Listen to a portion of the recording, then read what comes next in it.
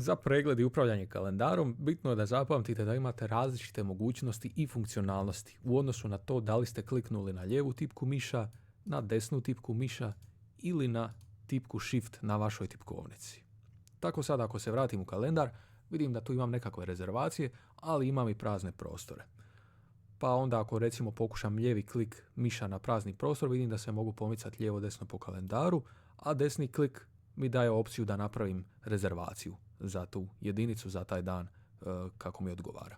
Isto tako za rezervaciju, recimo ako kliknem lijevi klik na nju, otvori mi se novi modal u kojem vidim sve informacije o toj samoj rezervaciji, a desni klik mi pruža neke druge mogućnosti po toj rezervaciji.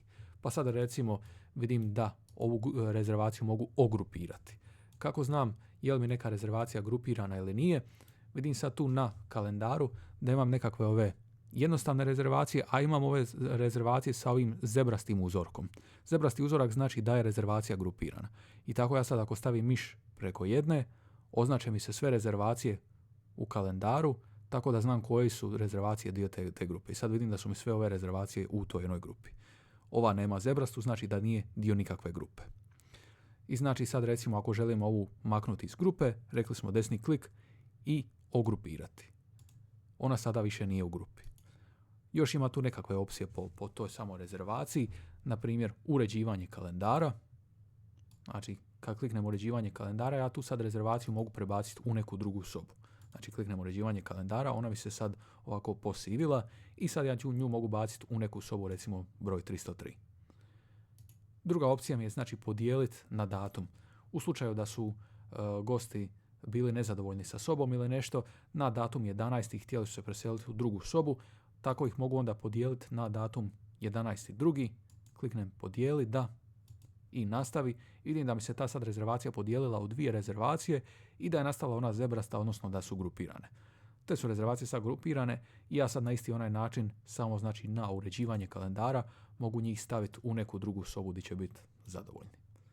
Vidim da mi je to i dalje ista rezervacija. I znači imamo mogućnosti po samim tim grupama odgrupirati ih i grupirati ih zajedno. Sad znači rekli smo to nam je lijevi klik za modal, a desni klik za opcije po rezervaciji. A spomenuli smo još i sami Shift. Znači ako držim Shift i ako kliknem na rezervaciju, ona mi se označi. I sad vidim da mi se ova Happy Tours rezervacija označila i ajmo označiti recimo ovu ispod rezervaciju. Sad kad pustim Shift, znači opet mogu desni klik i sad imam s njima neke opcije. Mogu samo grupirati recimo ove dvije rezervacije koje sam označio, pa će biti samo njih dvije u grupi, a ove ostale neće. Mogu im recimo zamijeniti sobu, ajmo to napraviti, i sad su one zamijenile sobu, ova je otišla ispod, ova iznad.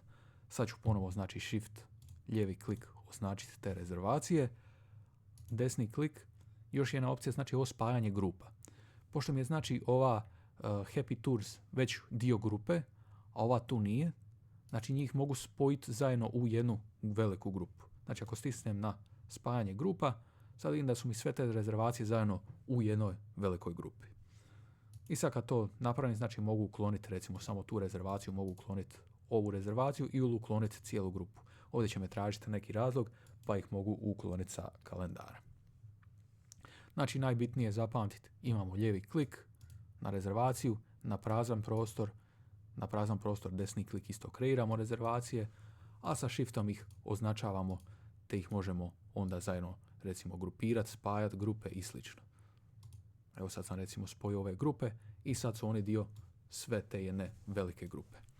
Znači osim pomicanja lijevo desno po kalendaru, ovdje gore također imate pomicanje po tjednima i mjesecima, tako da ako na brzinu trebate otići recimo na 6. mjesec, negdje tamo u sezonu, 7. mjesec, veoma brzo možete otići tu klikom na sljedeći mjesec dok ne dođete do kolovoza, a onda se možete vratiti nazad na današnji datum klikom na danas.